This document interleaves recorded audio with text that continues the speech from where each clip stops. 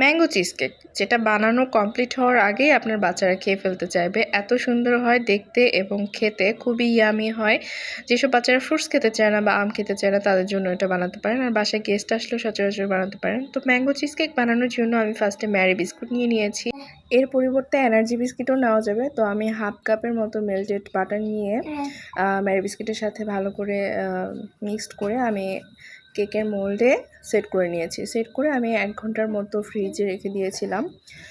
তারপর হচ্ছে আমি 1 কাপের মতো ক্রিম নিয়েছি, হুইপ ক্রিম নিয়েছি, আর 1 কাপের মতো হচ্ছে নিয়েছি কনডেন্স মিল্ক। আপনারা কম বেশি করে নিতে পারেন স্বাদ অনুযায়ী। বাসায় বানানো ক্রিম চিজ নিয়েছি আর নিয়েছি ম্যাঙ্গো পাপ। তারপরে আমি ফার্স্টে হচ্ছে মিডিয়াম ফ্লেমে একটু বিট করে নিব, তারপরে হাই ফ্লেমে ভালো করে বিট করে নিব 5 থেকে 7 মিনিটের মতো। করে রাখা বিস্কিটের গুঁড়ার উপরে আমি হচ্ছে ক্রিমটা দিয়ে দিব, দিয়ে আমি কিছুক্ষণ সেট করে তারপর হচ্ছে ম্যাঙ্গো কুচি দিয়ে একটু ডেকোরেশন করে নিয়েছিলাম। এটা আনফরচুনেটলি কোনো ক্লিপ নেওয়া হয়নি। এরপর 2 কাপ পানিতে আমি ম্যাঙ্গো এসেন্স দিয়েছি আর হচ্ছে ইয়েলো ফুড কালার দিয়েছি, দিয়ে কিছুক্ষণ মিক্সড করে পানিতে তারপর আমি 1 টেবিল চামচের মতো আগার পাউডার দিয়েছি, দিয়ে ভালো করে একটু মিক্সড করে নিয়েছি।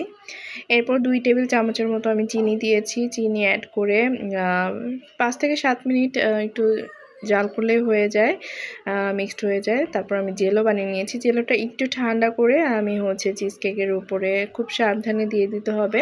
এরপর 3 থেকে 4 ঘন্টা ফ্রিজে রেখে একটা সেট করে নিতে হবে। বাট আমি 1টা ঘন্টাও সময় পাইনি সেট করার। আমার বাচ্চারা খাওয়ার জন্য অস্থির হয়ে গিয়েছিল, আমি একটু ডেকোরেশনও করতে পারিনি। তো এই ছিল আজকের recipe. Thank you for watching my video. Allah হাফেজ।